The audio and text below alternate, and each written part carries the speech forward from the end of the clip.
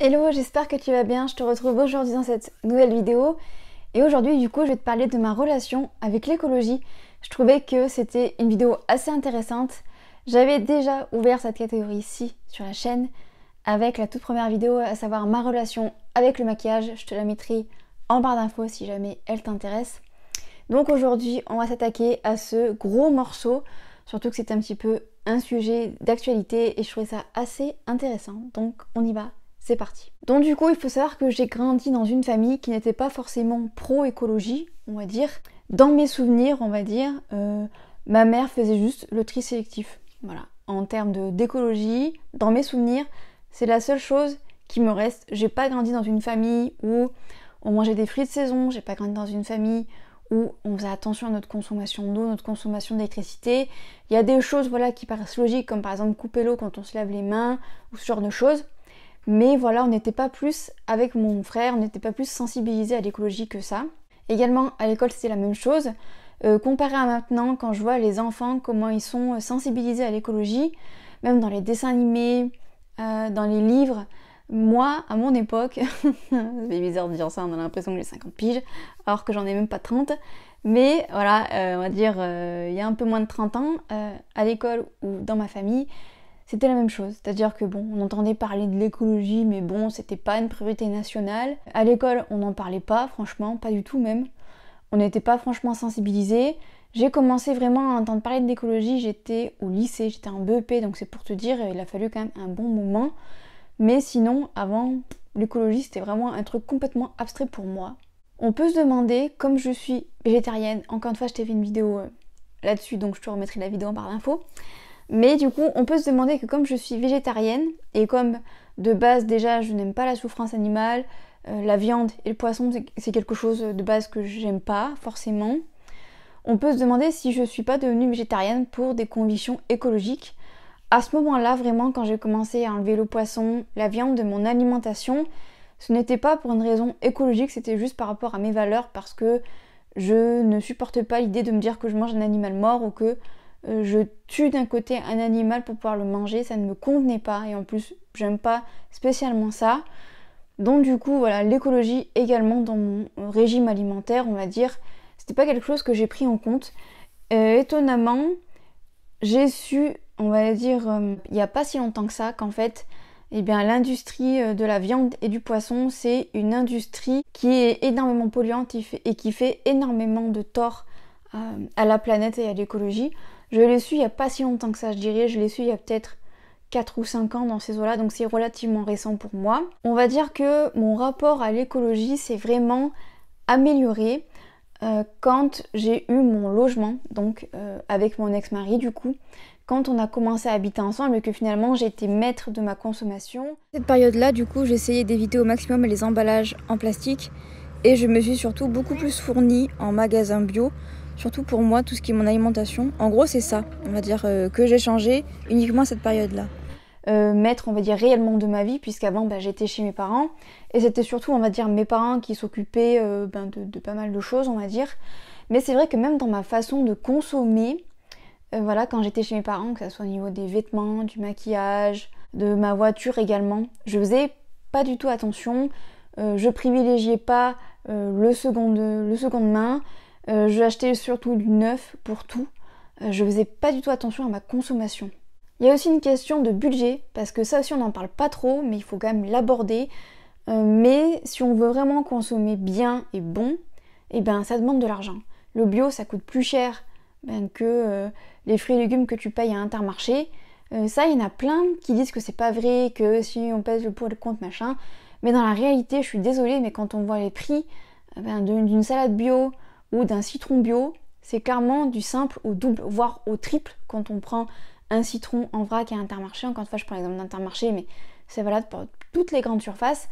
Mais c'est vrai que et le côté budgétaire, évidemment, pèse lourd dans la balance, puisque voilà, moi, quand j'étais chez mes parents, encore une fois, j'avais ce privilège-là de pouvoir prendre, entre guillemets, toute ma paye et la garder pour moi et de pouvoir consommer comme je le veux.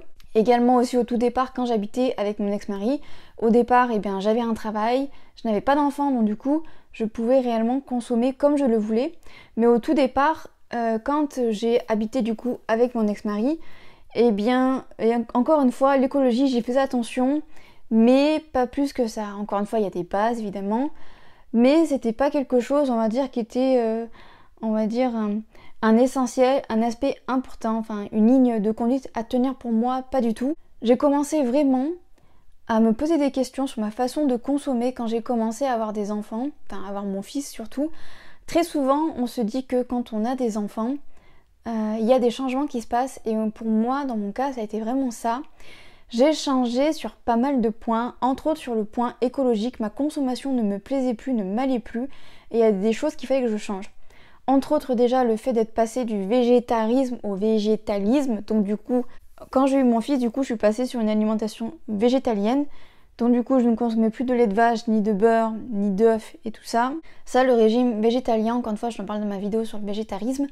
Mais j'ai tenu, il me semble, 1 an si mes calculs sont bons. Mais voilà, du coup j'ai complètement, encore une fois, changé ma consommation. Je le faisais pour moi, mais je le faisais aussi pour mon fils, pour réduire ces petites régurgitations. Voilà un petit peu pour ça.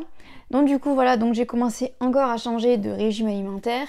Et j'ai également commencé à vraiment beaucoup plus consommer de seconde main, que ce soit pour les vêtements pour moi, que ce soit les vêtements pour mon fils aussi. Je faisais également beaucoup plus attention au tri sélectif.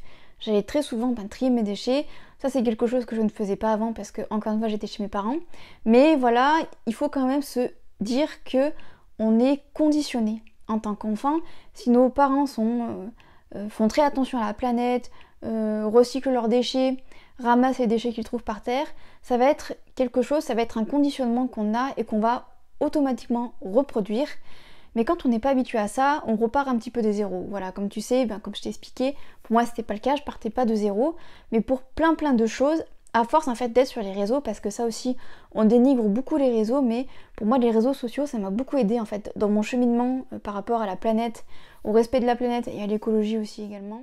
Il y a également quelque chose que j'ai pas parlé dans la vidéo, mais que je trouve très intéressant, c'est ce que j'appelle l'effet mouton. L'effet mouton, c'est quoi?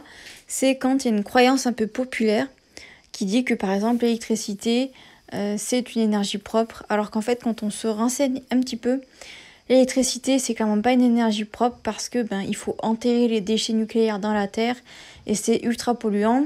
C'est des déchets qu'on enterre avec du béton et tout le reste, c'est clairement pas du tout écologique.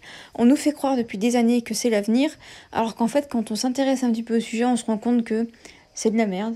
Voilà, c'est de la merde.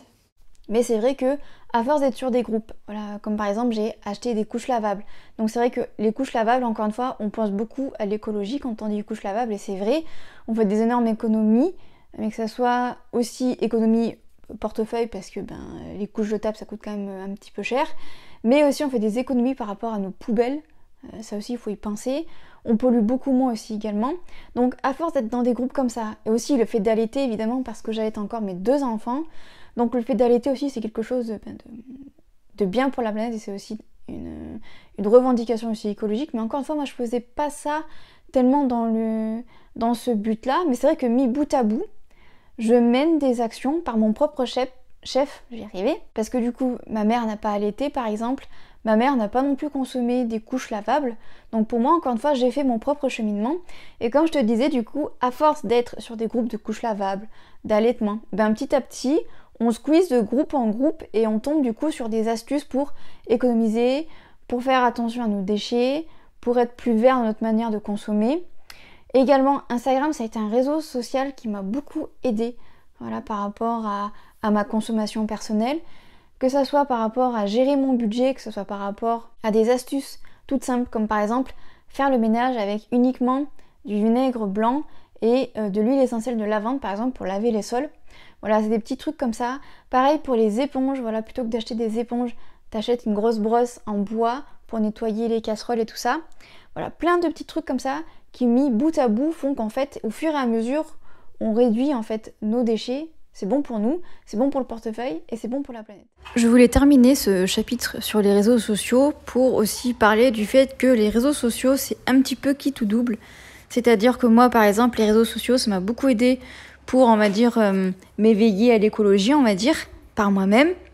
mais ça peut être aussi tout l'inverse, ou alors il peut y avoir carrément une ambiguïté puisque les réseaux sociaux sont aussi surtout très connus pour être un peu le temple de la surconsommation. Surtout, je pense beaucoup à TikTok, qui est un réseau social où il y a énormément, par exemple, de haul Shein. TikTok, en fait, c'est devenu un petit peu une plateforme où il y a pas mal de contenus qui se sont déplacés de YouTube à TikTok, comme par exemple le maquillage, comme par exemple les hauls vêtements, les hauls fringues. Donc c'est vrai que pour beaucoup de personnes, les réseaux sociaux, ça peut être un petit peu un problème, puisque ça peut être tout l'inverse. Ça peut, on va dire, les pousser à surconsommer. Et également, je voulais également te parler aussi des applications, parce que c'est vrai qu'il y a de plus en plus d'applications sur le marché actuellement qui nous aident à savoir si le produit qu'on a entre les mains est bon ou pas. Encore une fois, il faut prendre des pincettes avec ce genre d'application. Je pense surtout à Yuka, qui à une période était très plébiscité sur les réseaux. Puis en fait, on s'est rendu compte qu'en fait, c'était pas forcément la meilleure application qui soit. Donc encore une fois, les applications c'est bien, mais il faut prendre des pincettes. Voilà. Donc voilà, comme je t'expliquais, quand j'ai eu mon fils, du coup, j'ai commencé à vraiment me poser des questions réellement, et voilà, comme je te disais, à me renseigner, aller de groupe en groupe, aller sur les réseaux, regarder des astuces. Et puis tu sais, des fois tu scrolles, genre tu vas regarder un truc de ta chanteuse préférée, puis d'un coup tu vas tomber sur une astuce écologique, bref, le truc qui n'a rien à voir, mais du coup ça permet en fait d'alimenter finalement ça. Je sais que de base, personnellement, je suis quelqu'un qui va pas forcément chercher l'information, on va dire entre guillemets. J'aime bien quand ça me tombe un petit peu tout cuit dans le bec, on va pas se mentir. Après, si vraiment il y a quelque chose qui m'intéresse fortement, je vais aller chercher l'information. Mais c'est vrai que la plupart des choses que j'ai appris par rapport à ce domaine-là, à l'écologie, eh bien en fait je l'ai appris bêtement parce que je suis tombée sur quelque chose et donc du coup j'ai regardé, j'ai liké, j'ai enregistré et après j'ai reproduit en fait. Également, on va pas se mytho, mais le fait d'avoir des enfants, eh bien c'est un coût supplémentaire sur le budget. Et aussi le fait de se dire que par exemple, au lieu d'avoir 36 000 produits qui peut être dangereux si l'enfant arrive à l'attraper, le fait de se dire que finalement, dans notre placard, il n'y a que du vinaigre blanc finalement, ce qui peut être évidemment dangereux, mais pas aussi dangereux que du desktop par exemple, et bien c'est quelque chose aussi d'hyper rassurant pour nous en tant que parents. Et comme je te disais, du coup, mine de rien, quand on a des enfants, c'est un poids supplémentaire sur le budget, donc du coup, il y a une période où vraiment le budget ça a été vraiment on va dire assez compliqué puisque comme je te disais avant je travaillais et j'avais pas d'enfant donc du coup mon budget on va dire j'en faisais un peu ce que je voulais et clairement je faisais pas attention, mais étonnamment du coup quand j'ai commencé à avoir des enfants que mon budget s'est restreint parce que je ne travaillais pas et que j'étais en congé parental, donc le congé parental pour rappel j'étais à 400 €. Mon ex-mari y travaillait mais voilà on avait un peu chacun notre paye de notre côté, on s'aidait on va dire mutuellement. Mais voilà, j'étais quand même obligée de faire attention à mes dépenses. Et c'est vrai que c'est là qu'on se rend compte qu'en fait, quand notre budget est très serré, on se rend compte qu'on fait d'autant plus attention à notre manière de consommer, à ce qu'on consomme, et on réfléchit beaucoup plus à comment on va gérer le budget, et on va se dire beaucoup plus que chaque euro doit être mis sur un budget, comme par exemple être mis de côté pour X ou Y raison, si jamais on a une panne de voiture par exemple. Ou alors l'argent va être mis dans les courses par exemple. Également il y a ça aussi à prendre en compte, mais j'ai également la chance de vivre dans une région où il y a quand même une facilité d'accès pour avoir des fruits et légumes de saison, par exemple pour aller les chercher directement à une ferme ou aller carrément cueillir ces légumes soi-même. Je dis facilité mais quand même je mets des guillemets parce que je suis obligée quand même de prendre la voiture si je veux par exemple aller m'acheter des fruits et légumes chez un agriculteur par exemple. L'agriculteur le plus proche de chez moi, je dirais c'est entre minimum 15 à 30 minutes de voiture. Donc c'est entre guillemets facile d'accès, mais quand même, quand on voit par exemple les grandes surfaces qui sont aux alentours de chez moi, qui sont à 10 minutes, ça peut être aussi une certaine facilité de se dire ok on va au carrefour du coin pour faire le plein. Mais en fait quand on voit un petit peu, quand on commence à faire le calcul de tout, on se rend compte que le plus simple c'est d'aller chercher ses fruits et légumes à la ferme, d'aller acheter, je vais dire n'importe quoi, son PQ à Carrefour, et le reste encore ailleurs. Mais malheureusement avec le prix de l'essence, parce que ça aussi il y a ça à prendre en compte, le prix de la vie augmente et le prix de l'essence aussi, donc très souvent les gens regroupent au maximum en fait pour éviter de dépenser pour dépenser finalement le moins possible, que ce soit en carburant, en énergie et en temps, parce que ça aussi on le dit pas, mais on est dans une société où on est comprimé en permanence et le temps, clairement, c'est de l'argent. Très souvent, on est broyé par le système et on est un petit peu coincé parce qu'on est pressé en permanence, on est tout le temps pressé. Si tu regardes un petit peu les gens, tu le vois très vite, mais très souvent, les gens ne prennent pas le temps. Ils courent, ils sont un petit peu à 1000 à l'heure dans leur tête, ils pensent à beaucoup de choses. Donc ça aussi, ça impacte finalement notre consommation. Si on pouvait un peu plus se poser et un peu plus prendre le temps pour les choses, je pense que les gens iraient plus facilement au magasin bio du coin plutôt que d'aller au casino pour aller faire le plein de leurs courses. Mais voilà, malheureusement, on regroupe de plus en plus nos courses. Et il y a autre chose aussi également, c'est le fait que pour moi personnellement, avoir travaillé en grande surface, je le sais, mais très souvent les grandes surfaces, elles en jouent. Je me souviens par exemple que j'avais animé un stand de fruits et légumes qui appartenait au magasin, mais qui était à l'écart du magasin. Et les gens étaient persuadés que c'était l'agriculteur du coin qui avait mis ces fruits et légumes là, et qui du coup les gens pensaient faire une bonne action en fait, en prenant le melon à ce stand là plutôt que d'aller le prendre dans le carrefour, on va dire. Mais en fait c'était pas du tout le cas. C'est-à-dire que les grandes surfaces ont très bien senti le filon et le bif. Donc du coup, les grandes surfaces ont aussi la responsabilité dans notre on va dire, parcours écologique, puisqu'en fait, ils nous couillonnent, hein, littéralement, il n'y a pas d'autre mot. Moi, personnellement, je le sais parce que j'ai été, entre guillemets, cette animatrice de stand. Donc, quand les gens me disaient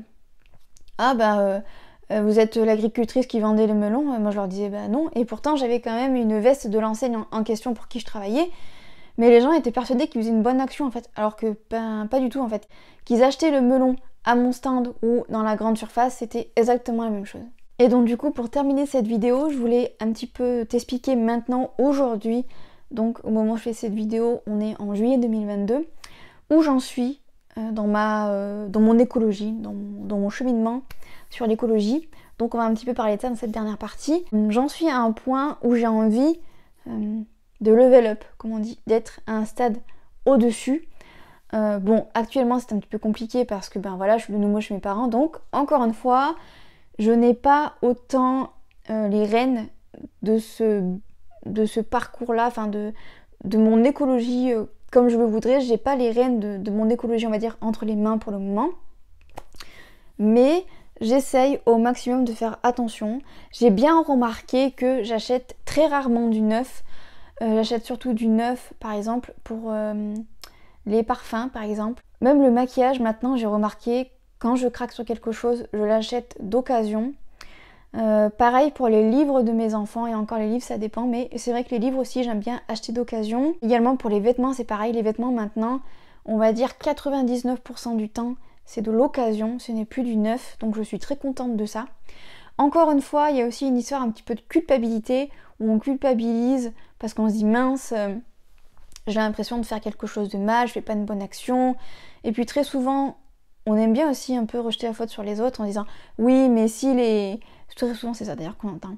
Oui mais les milliardaires ils font pas d'efforts, ils ont des jets privés, ils le prennent pour faire 10 minutes de jet alors que s'ils auraient pris la voiture ça leur aurait pris 45 minutes. Ils rejettent je sais pas combien de tonnes de CO2, c'est n'importe quoi. J'étais beaucoup dans cet esprit là il y a encore quelques mois en arrière, et à un moment donné j'ai pris du recul et je me suis dit mais en fait l'écologie de base c'est comme tout dans la vie, on le fait pour soi. Et j'ai un peu fait une rétrospective de mon écologie et je me suis dit est-ce que ça me convient? Et la réponse a été non. Donc je fais du mieux que je peux avec mon temps, mon argent et tout le reste. Et je veux pas voir ce que font les autres. Si les autres ont un bon comportement, c'est bien. S'ils ne le font pas, tant pis pour eux. Mais moi je veux donner, on va dire, mon maximum pour la planète, pour mes enfants aussi. Parce que mine de rien, je vais laisser la planète aussi à mes enfants. Et pour moi aussi, pour vivre décemment. Quand on voit le réchauffement climatique, quand on voit les températures qu'on se tape actuellement, on est à plus de 40 degrés, c'est quand même pas normal. Il y a ça aussi qui m'a beaucoup fait réfléchir aussi également. Donc voilà, je suis assez contente, on va dire, du parcours que j'ai fait jusqu'à maintenant. Même si voilà, on peut toujours redire, il y a toujours encore une fois une part de culpabilité, mais ça, c'est normal. Ça fait partie un peu de l'être humain et puis ça permet aussi de se remettre en question aussi également. Mais je sais que quand j'aurai mon appartement, mon chez moi, je pourrai vraiment prendre le contrôle de tout ça et je vais encore plus m'améliorer. Je rentrerai plus dans les détails je pense quand j'aurai mon appartement et quand je serai vraiment installée et tout ça. Je te referai de toute façon une vidéo par rapport à tout ça quand j'aurai mon appartement. Mais je trouvais ça intéressant déjà de te faire un petit peu une première partie par rapport à l'écologie, mon rapport à l'écologie, comment j'ai évolué, tout ça. Et bien évidemment, il y aura une deuxième partie dans quelques mois, quand je serai chez moi, voilà. Et c'est la fin de cette vidéo, du coup j'espère que cette vidéo t'aura plu, j'espère qu'elle t'aura aidé. N'hésite pas à me dire ton avis en commentaire. Et jusqu'à jeudi prochain, 18 h, pour une nouvelle vidéo sur la chaîne. Je te souhaite une très bonne semaine. Bye bye.